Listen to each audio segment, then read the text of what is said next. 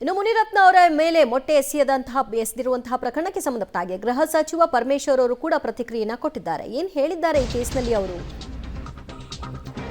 ಶಾಸಕ ಮುನಿರತ್ನ ಅವರ ಮೇಲೆ ಮೊಟ್ಟೆ ಎಸೆದಂತಹ ಪ್ರಕರಣ ಈ ಸಂಬಂಧ 15 ಮಂದಿ ಕಾಂಗ್ರೆಸ್ ಕಾರ್ಯಕರ್ತರನ್ನು ಕೂಡ ಬಂಧನಕ್ಕೆ ಒಳಪಡಿಸಿದ್ದಾರೆ. ಈ ಬಗ್ಗೆ ಬೆಳಗಾವಿಯಲ್ಲಿ ಗೃಹ ಸಚಿವ ಪರಮೇಶ್ವರ್ ಅವರು ರಿಯಾಕ್ಟ್ ಮಾಡಿದ್ದು, ಮೊಟ್ಟೆ ಎಸೆದ 3 ಜನರನ್ನ ಕೂಡಲೇ ಪೊಲೀಸರು ಅರೆಸ್ಟ್ ಮಾಡಿದ್ದಾರೆ. ವಿಚಾರಣೆ ನಡೆಸಿ ಪೊಲೀಸರು ಎಲ್ಲಾ ಮಾಹಿತಿಯನ್ನ ಪಡೆಯಲಿದ್ದಾರೆ. ಯಾವ ಕಾರಣಕ್ಕಾಗಿ ಆಗಿದೆ ಅನ್ನೋದು ಇಲ್ಲಿಯವರೆಗೂ ಕೂಡ ಗೊತ್ತಿಲ್ಲ. ಈಗ ವಿಚಾರಣೆ ಆದ ನಂತರದಲ್ಲಿ ಎಲ್ಲವೂ ಕೂಡ ಗೊತ್ತಾಗುತ್ತೆ. ಮೊಟ್ಟೆ ಹೊಡೆದಿದ್ದಾರೆ ಅನ್ನೋದು ಮಾತ್ರ ಗೊತ್ತಿದೆ. ಯಾಕಂದ್ರೆ ಆಸಿಡ್ ದಾಳಿ ಅನ್ನುವಂತ ಹೇಳಿಕೆಯನ್ನು ಕೊಟ್ಟಿದ್ದಾರಲ್ಲ, ಅದಕ್ಕಾಗಿ ಆ ಸ್ಟೇಟ್ಮೆಂಟ್ ಕೊಟ್ಟಿದ್ದಾರೆ. ಅಲ್ಲ, ಅವ್ರನ್ನ ಇಮಿಡಿಯೇಟ್ ಆಗಿ 3 ಜನ ಯಾರು ಮೊಟ್ಟೆ ಎಸೆದಿದ್ದಾರೆ ಅದು ಅವ್ರನ್ನ ಅರೆಸ್ಟ್ ಮಾಡಿದ್ದಾರೆ. ಈಗ ಅವರಿಗೆ ಎನ್ಕ್ವೈರಿ ಮಾಡಿ ಏನು ಯಾಕೆ ಮಾಡಿದರು, ಯಾರವರು, ಅದನ್ನೆಲ್ಲ ಮಾಡಿ ನೋಡಿಕೊಂಡು ಅವ್ರ ಮೇಲೆ ಕೇಸಸ್ ಮಾಡ್ತಾರೆ.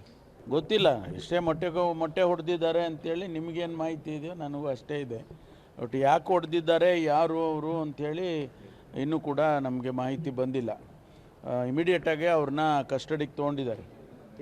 ನನಗೆ ಅದೇನು ಗೊತ್ತಿಲ್ಲ. ನಮಗೆ ಮಾಹಿತಿ ಬಂದಿರತಕ್ಕಂಥದ್ದು 3 ಜನ ಮೊಟ್ಟೆ ಎಸೆದಿದ್ದಾರೆ ಅವ್ರ ಕಾರ್ ಮೇಲೆ ಅಂತೇಳಿ ಅವ್ರನ್ನ ಅರೆಸ್ಟ್ ಮಾಡಿದ್ದಾರೆ. ಗೊತ್ತಿಲ್ಲ ಅದೆಲ್ಲ ನಾವು. ಹೌದು, ಅಲ್ಲ, ಅವ್ರನ್ನ ಇಮಿಡಿಯೇಟಾಗಿ 3 ಜನ ಯಾರು ಮೊಟ್ಟೆ ಎಸೆದಿದ್ದಾರೆ ಅದು ಅವ್ರನ್ನ ಅರೆಸ್ಟ್ ಮಾಡಿದ್ದಾರೆ. ಈಗ ಅವರಿಗೆ ಎನ್ಕ್ವೈರಿ ಮಾಡಿ ಏನು ಯಾಕೆ ಮಾಡಿದರು, ಯಾರವರು, ಅದನ್ನೆಲ್ಲ ಮಾಡಿ ನೋಡಿಕೊಂಡು ಅವ್ರ ಮೇಲೆ ಕೇಸಸ್ ಮಾಡ್ತಾರೆ. ಗೊತ್ತಿಲ್ಲ, ಇಷ್ಟೇ ಮೊಟ್ಟೆ ಹೊಡೆದಿದ್ದಾರೆ ಅಂತೇಳಿ ನಿಮಗೇನು ಮಾಹಿತಿ ಇದೆಯೋ ನನಗೂ ಅಷ್ಟೇ ಇದೆ. ಬಟ್ ಯಾಕೆ ಹೊಡೆದಿದ್ದಾರೆ, ಯಾರು ಅವರು ಅಂಥೇಳಿ ಇನ್ನೂ ಕೂಡ ನಮಗೆ ಮಾಹಿತಿ ಬಂದಿಲ್ಲ. ಇಮಿಡಿಯೇಟಾಗಿ ಅವ್ರನ್ನ ಕಸ್ಟಡಿಗೆ ತೊಗೊಂಡಿದ್ದಾರೆ. ನನಗೆ ಅದೇನು ಗೊತ್ತಿಲ್ಲ. ನಮಗೆ ಮಾಹಿತಿ ಬಂದಿರತಕ್ಕಂಥದ್ದು 3 ಜನ ಮೊಟ್ಟೆ ಎಸೆದಿದ್ದಾರೆ ಅವ್ರ ಕಾರ್ ಮೇಲೆ ಅಂತೇಳಿ ಅವ್ರನ್ನ ಅರೆಸ್ಟ್ ಮಾಡಿದ್ದಾರೆ.